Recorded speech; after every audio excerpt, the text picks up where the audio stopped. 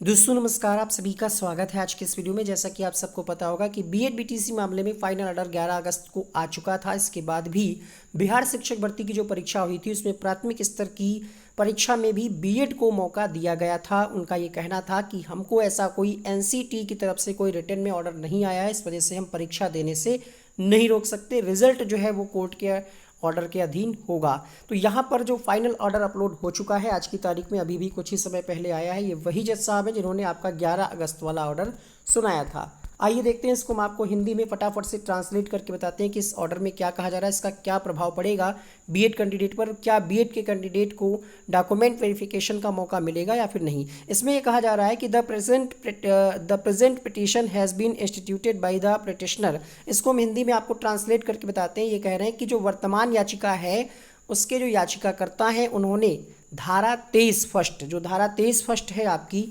RT act की, यहाँ पर आप देख पा रहे होंगे section 23 first of right of children to free and compulsory education act 2009। इनका ये कहना है कि ये याचिकाकर्ता के द्वारा जो आरटीई एक्ट है उसका 23 फर्स्ट के तहत केंद्र सरकार के निर्देश के संदर्भ में एनसीटीई का जो आपका लेटर था 28 जून का 28/6/2018 की अधिसूचना को अमान्य करने की मांग करते हुए दायर की गई है। ये कहा जा रहा है, पूरा ऑर्डर है, मतलब क्या क्या बहस हुई इसको भी लिखा गया है।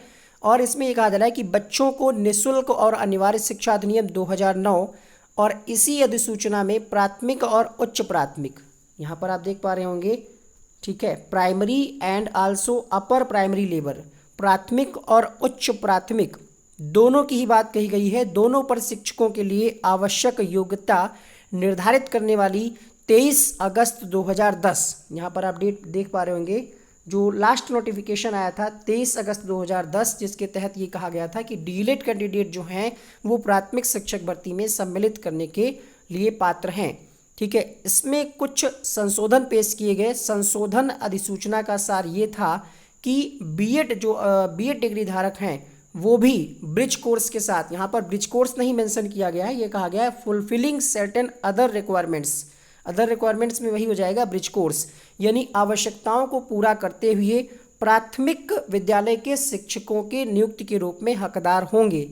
आगे कहा जा रहा है in the judgment of the court delivered in civil appeal. ये जो जजमेंट आया है आपका देवेश शर्मा वाला 11 अगस्त 2023 को आया है, उसका जिक्र करते हुए ये कहा जा रहा है कि इस न्यायालय ने 2023 की सिविल अपील संख्या भी यहाँ पर दी गई है 5068 2023 के अंतर्गत एसएलपी नंबर दिया गया है Devesh Sharma versus union of India and others, इसकी बात कही गई है। और आगे कहा जा रहा है कि ये जो आपका नोटिफिकेशन था, the said notification has been directed to be quashed, यानी इस नोटिफिकेशन को जो 28 जून का नोटिफिकेशन था उसको क्वेश्ड कर दिया गया, रद्द कर दिया गया।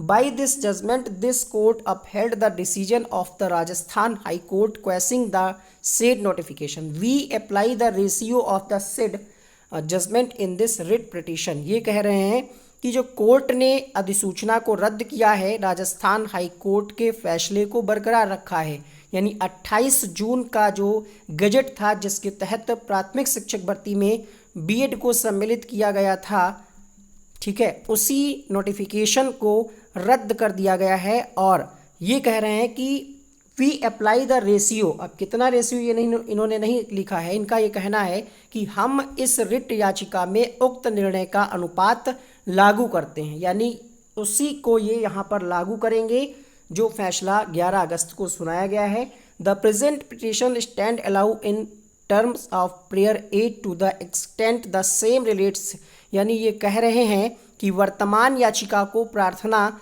के संदर्भ में उसी हद तक अनुमति दी जाती है जो एनसीटीई द्वारा 28/6/2018 को जारी अधिसूचना से संबंधित है। और यहाँ पर यह कहा जा रहा है कि विज्ञापन और उसके अनुसरण में उठाए गए अन्य कदम भी अमान्य माने जाएंगे।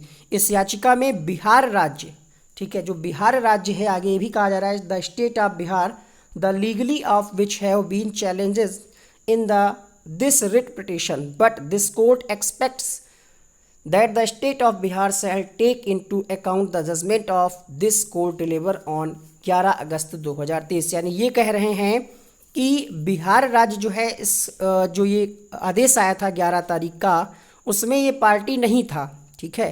तो ये कह रहे हैं कि हम इसमें कोई टिप्पणी नहीं करते, जो बिहार राज्य द्वारा अधिसूचनाएं जारी की गई हैं उसके संबंध में हम कोई टिप्पणी नहीं करते। वी मेक नो कमेंट्स, यहाँ पर देखिएगा, we make no comments as regards the notification issue by the state of Bihar, यानी बिहार सरकार के द्वारा जो अधिसूचना जारी की गई उन पर हम कोई टिप्पणी नहीं करते। लेकिन बिहार राज्य को ये कह रहे हैं कि हम ये उम्मीद करते हैं कि जो बिहार राज्य सरकार है वो 11/8/2023 का जो फैसला आया है न्यायालय का, इस फैसले को ध्यान में रखेगा।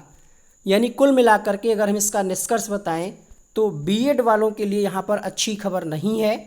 ये एक तरफ ये भी कह रहे हैं कि हम बिहार राज्य की जो अधिसूचनाएं निकलती हैं इस पर कोई टिप्पणी नहीं करते, लेकिन ये कह रहे हैं कि न्यायालय ये उम्मीद करता है कि बिहार राज्य जो 11 तारीख का आदेश आया है उस फैसलों को ध्यान में रखेगा। और 11 तारीख का आदेश यही आया है कि बीएड के जो कैंडिडेट हैं वो प्राथमिक में पात्र नहीं हैं।